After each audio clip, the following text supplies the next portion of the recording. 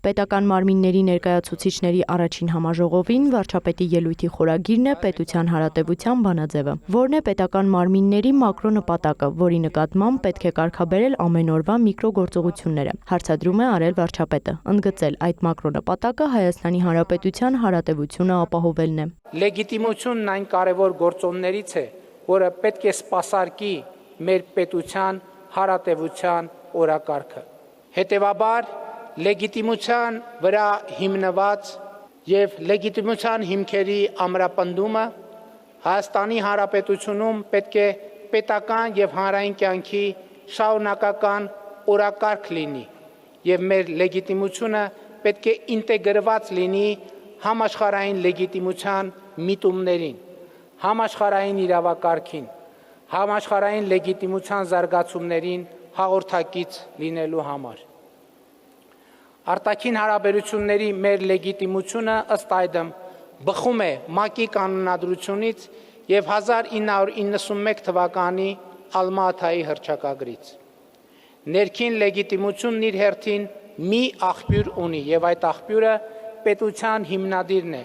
Հայաստանի Հանրապետության ժողովուրդը ու նրա ազատ կամարտահայտությունը։ Պետության ղեկավարը շարունակել է լեգիտիմության անկյունաքարերի չնույնականացումը եւ պետությունը այս գիտակցության եւ վեմի վրա չկառուցելը մեր բոլոր խնդիրների աղբյուրն է եւ այսպիսով նաեւ մեր բոլոր խնդիրների լուծման էական եւ կարեւորագույն նախապայման։ Նաեւ դիտարկել թե ինչ առնչություններ ունի լեգիտիմությունը արտաքին անվտանգության խնդրի լուծման հետ։ Երկար տարիներ, օրինակ, մենք էական սահմանափակումներ ենք ունեցել ռազմատեխնիկական ոլորտում տարբեր երկրների հետ մեր հարաբերություններում։ Բազմաթիվ երկրներ պարզապես հրաժարվել են մեզ սպառազինություն եւ տեխնիկա վաճառել եւ նման դիրքորոշման անկյունաքարային պատճառը եղել է այդ երկրների համոզմունքը, որ մենք ձեռք բերած սպառազինությունը եւ տեխնիկան կարող ենք օգտագործել Հայաստանի Հանրապետության միջազգայինորեն ճանաչված ինքնիշխան տարածքից դուրս։ Հիմա մենք չունենք նման սահմանափակումներ եւ սրա պատճառն այն է, որ մենք բոլոր արտաքին հարաբերությունների հիմքում դնում ենք 1991 թվականի Ալմա-Աթայի հռչակագիրը, Հայաստանի Հանրապետության միջազգայինորեն ճանաչված տարածքի պաշտպանության լեգիտիմ խնդիրը։ Լեգիտիմությունը ինքնին փոքրացնում է պատերազմի վիճակում հայտնվելու հավանականությունը, բայց մյուս կողմից հնարավորություն է տալիս էականորեն անգամներով մեծացնել պաշտպանական կարողությունները, որովհետև երբեք եւ ոչ ոք չի կարող կասկածի տակ առնել սեփական միջազգայինորեն ճանաչված տարածքային ամբողջականությունը պաշտպանելու որևէ պետության իրավունք, ընդգծել է վարչապետը։ Այս նույն բանաձևը կիրառելի է նաեւ արտաքին հարաբերությունների այլ ոլորտներում, ինչպես նաեւ ներքին օրակարգերի սպասարկման տեսակետից։ Սա կարելի է պետության եւ պետական հիգիենայի էական եւ կենսական մաս համարել։ Այս նկատառումով է, որ սկզբունքային եմ համարում մեր ներքին լեգիտիմության ամրապնդումը, որը պետք է արտահայտվի նոր սահմանադրության ընդունմամբ։ Ինչու եւ ինչով է կարեւոր այս օրակարգը, Նիկոլ Փաշինյանը մանրամասնել է, այդ նույն լեգիտիմության պատճառով մեզ չի լքում այն զգացողությունը, որ Հայաստանի Հանրապետության քաղաքացիները օտարություն են զգում Հայաստանի Հանրապետությունում հաստատված իրավակարգի նկատմամբ։ Հիշեցրել, որ այս թեմայի սոցիալ-հոգեբանական եւ պատմական շերտերին անդրադարձել է իրական Հայաստանի գաղափարախոսությանը վերաբերող իր բանախոսություններում։ Որն է ուրեմն 34 տարվա անկախությունից հետո այս երևույթի գոյության պատճառը։ Միանշանակ եւ աներկբա պատճառն այն է, որ 1995 թվականին եւ դրանից հետո Հայաստանի Հանրապետության քաղաքացին չի ունեցել զգացողություն, որ սահմանադրությամբ երկրում հաստատված իրավակարգը բխում է իրենից, իր կամքից, որ ինքն է այդ իրավակարգի աղբյուրը, որովհետեւ 1995 թվականի եւ հետագա սահմանադրական հանրաքվեների արդյունքների կասկածելի լինելու զգացողությունն ու համոզմունքը էականորեն ավելի ուժեղ են եղել, քան հանրային վստահությունը սահմանադրական հանրաքվեի պաշտոնական արդյունքների նկատմամբ։ Եվ ստացվել է, որ ապրելու կանոնները քաղաքացու համար կրկին որոշել են ուրիշները եւ ոչ թե ինքը քաղաքացին։ Վարչապետի խոսքով սահմանադրությունը քաղաքացիների պայմանավորվածությունն է, իսկ դա հնարավոր է, եթե այդ կանոնները իրոք ընդունվեն, հաստատվեն ժողովրդի, այսինքն սահմանադիրի իրապես ազատ կամ արտահայտմամբ։ Այս է պատճառը, որ օրգանիկ սահմանադրական process-ը,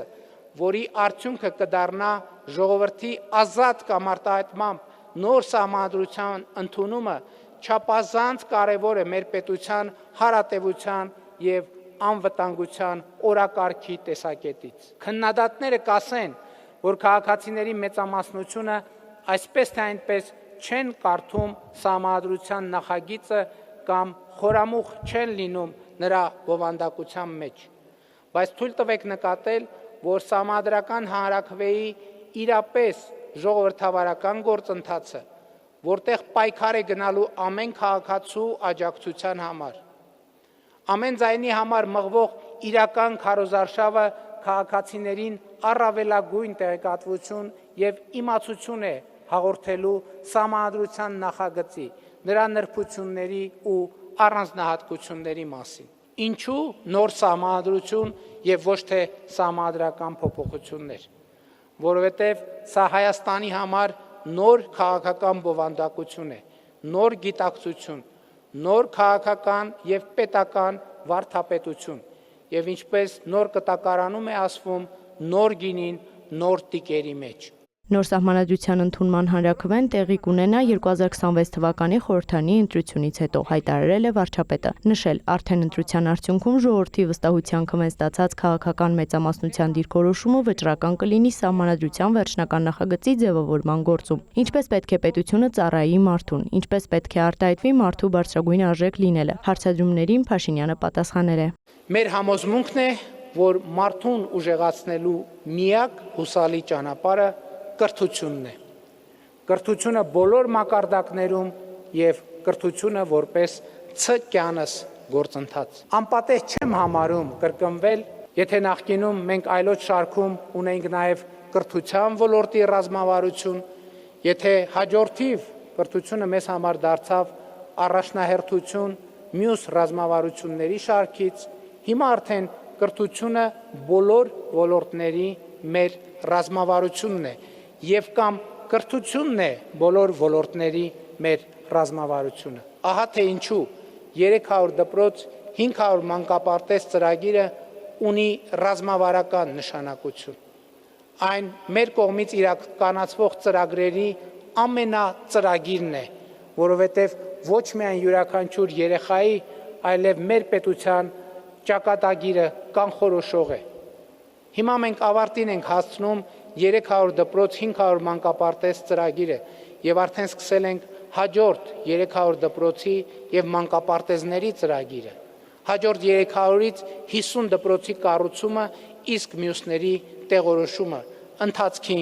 մեջ են։ Ռազմավարության կուլմինացիան ակադեմիական քաղաքն է, որն անկասկած մի հզոր գրավիտացիոն կենտրոն է լինելու Հայաստանի հետագա զարգացման համար, նշել է վարչապետը։ Նկատել տնտեսական գործոնն է ավելացնում պետական եկամուտները, որը ավելացնում է անվտանգության մակարդակը, որն էլ իր հերթին մեծացնում է տնտեսական գործունեության հնարավորությունները։ Նիկոլ Փաշինյանը պետական մարմիններում վարձատրության չափերի բարձրացման թեման համարել է քաղաքական խնդիր։ Քաղաքական իշխանությունը զգուշանում է պետական մարմինների վարձատրության չափերը բարձրացնելու քայլից նախ եւ առաջ քաղաքական շեյմինգի, այսպիսի նոր տերմին կա, այսինքն քաղաքական ամոթանքի վախից, որովհետև նման դեպքերում հանրության առաջին ռեակցիան հետևյալն է. երկրում այսքան սոցիալական խնդիր կա, դուք պետական մարմինների աշխատողների, այսինքն պաշտոնյաների վարձատրությունն եք ուզում ավելացնել։ Սա կախարդված շղթա է, որովհետև երկրում սոցիալական, տնտեսական եւ այլ խնդիրների լուծումը կապված է պետական մարմինների եւ պաշտոնյաների աշխատանքի արդյունավետության հետ։ Վարչապետը նշել է, որ պետական մարմինների աշխատողների ցածր վարձատրությունից առաջին հերթին տուժում է քաղաքացին։ Ուստի շարունակելու են առաջ շարժվել պետական մարմիններում աշխատանքի գրավչությունը մեծացնելու ճանապարհով։ Փաշինյանը նշել է, որ իրականացրած բարեփոխումների արդյունքում է, որ այսօր Հայաստանում ուսուցիչը եւ շարքային զինծառայողը, որոնք պետական մարմնի աշխատող են, կարող են 700,000 դրամ ստանալ։ Ոմանք փորձում են կրթության վրա մեր այսչափ կենտրոնացած լինելու մեջ նեգատիվ ենթատեքստեր փնտրել, փորձելով ներկայացնել, թե մենք մեր երկրի մարդկանց համարում ենք անկիրթ։ Ինչպես ցանկացած երկրում, այնպես էլ մեր երկրում անկրթություն իհարկե կա, բայց ինչպես ցանկացած երկրում, այնպես էլ մեր երկրում կան բազմաթիվ տասնյակ հազարավոր, 100 հազարավոր կրթված մարդիկ, բայց չկա որևէ մեկը, չկա գոնե մի հոգի, որ գիտի ամեն ինչ։ Հետևաբար ցանկացած ոք ինչ որ բան իմանալու տեղ ունի, պարզապես պետք է դա անելու մոտիվացիա ստեղծել հնարավորինս շատ մարդու համար, եւ սա կառավարության պատասխանատվությունն է։ Մեր կրթական համակարգը պետք է կենտրոնացնել Հայաստանի Հանրապետության նրա լեգիտիմության, պետական շահի, ինքնիշխանության եւ անկախության ուժեղացման օրակարգի վրա, ասել է վարչապետը։ Եվ մենք պետությունը նրա բացարձակ արժեք լինելը, նրա հարատևության օրակարգը, լեգիտիմության ու կրթության հիման վրա մարդու բացարձակ արժեք լինելու գործնական իմաստները պետք է դարձնենք մեր հանրային համերաշխության հիմքն ու հենարանը։ Վարչապետ Փաշինյանը նաև ասել է, թե պետական մարմինների համաժողովը ինչու է տեղի ունենում հիմա։ Նրա խոսքով անկախությունից ի վեր Հայաստանը ապրել է գոյաբանական ճգնաժամի պայմաններում, որի հաղթահարումը տեղի է ունեցել ոչ միայն մեր ժողովրդի պետականակենտրոն բնազդի, այլև պետական մարմինների անսասանության շնորհիվ, դառնալով այն անկյունաքարերից մեկը, որի վրա դժվարին պահին հենվեցին Հայաստանի Հանրապետությունը ու ժողովուրդը։ Եվ ես ցանկանում եմ դրա համար շնորհակալություն հայտնել Հայաստանի Հանրապետության պետական մարմինների բոլոր աշխատողներից, այսինքն ձեզնից բոլորից։ Ես է ծափարում։ Երկրի ղեկավարը արձանագրել է. այս ջանքերի շնորհիվ հասել ենք մի կետի, որ կարող ենք ասել, Հայաստանը ներկայում ապրում է իր վերջին 500 տարվա պատմության ամենահեռանկարային շրջանը։ Առաջիկա 500 տարում Հայաստանի լինելիությունը ապահովել է իրատեսական եւ կիրառական է, քան երբևէ։ Եվ այս պատմական հնարավորությունը իրացնելու համար անհրաժեշտ է առաջնորդվել վերը ձևակերպված հետևյալ հիմնադրույթներով։ Առաջին, պետությունը հայ ժողովրդի բարձրագույն ձեռքբերումն է, նրա բարձրագույն արժեքը եւ գերագույն նպատակը։ Երկրորդ, պետության գոյության գերագույն նպատակը իր միջազգայինորեն ճանաչված ինքնիշխան տարածքում իր քաղաքացիների անվտանգությունը, ազատությունը, բարեկեցությունը կամ մեկ բառով ասած երջանկությունը ապահովելն է։ Երրորդ, այս նպատակին հասնելու համար պետությունը պետք է ուժեղացնի մարդուն, ով իր հերթին պետք է ուժեղացնի պետությանը։ Չորրորդ, այս խնդիրը լուծելու համար ինստիտուտները քաղաքականություններ մշակելիս պետք է առաջնորդվեն բացառապես պետական շահով, որն է տնտեսական զարգացումը։ Հինգերորդ, պետությունը իր արտաքին եւ ներքին բոլոր հարաբերություններում պետք է հենվի լեգիտիմության սկզբունքի վրա։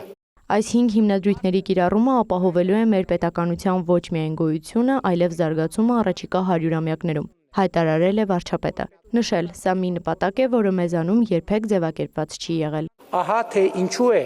ժամանակը, որում ապրում ենք, պատմական։ Ահա թե ինչու է առաքելությունը, որը մեր առջև է, պատմական։ Ահա թե ինչու են մեր ձեռքբերումները, որին հասել ենք անցնելով դժոխքի միջով,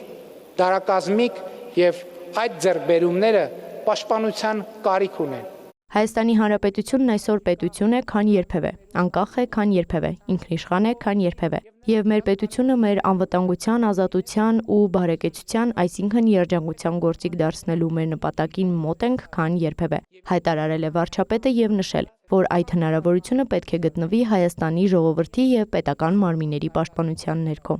Էմմա Վարդանյան, լուրեր։